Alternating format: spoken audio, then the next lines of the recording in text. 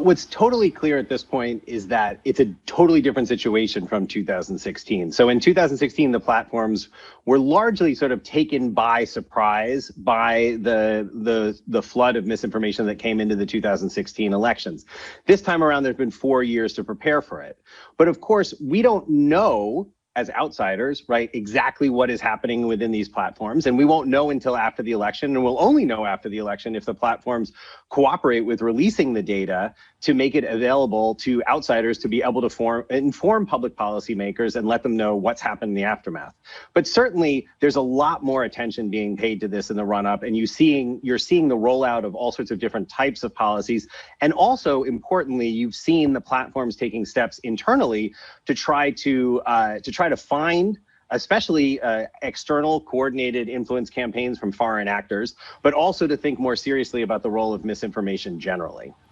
How high is the risk of foreign interference through these platforms this time around, Joshua, you think?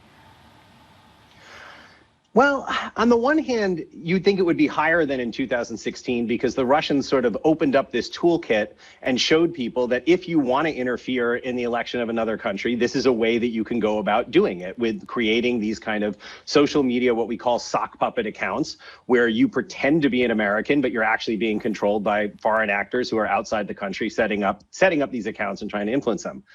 On the other hand, if you think about who has an incentive to want to influence the outcome of an election campaign, the people who always have the largest incentives are going to be the domestic actors themselves. They're the ones who have the biggest stake in the outcome of the election campaign.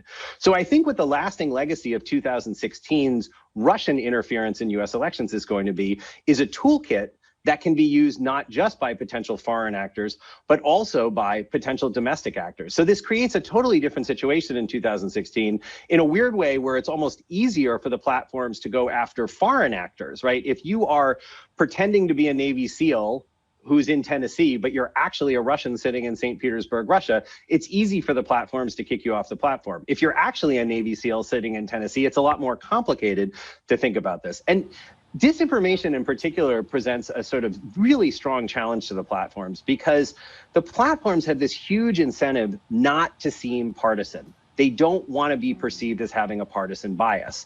And when most people think about the word bias, they think, okay, if you're not biased, it means you're going to be fair. So 50-50. If you're pulling down information that's pro-Trump, you should also be pulling down information that's pro-Biden. But if it turns out that most of the false information in the ecosystem is in favor of one candidate or as opposed to the other candidate, then actually the non-biased thing to do, the thing where partisanship doesn't get into the decision-making process of what you're pulling down, that actually involves pulling down more from the side where there's more disinformation out there. And we know in 2016, there was much, much more pro-Trump disinformation out there than there was pro-Clinton disinformation out there. And then this election is compounded by the fact that perhaps the most serious form of disinformation, all these rumors that are being put out about the integrity of vote by mail in the United States, is actually being trumpeted by the president himself. So this puts you in a much more complex situation.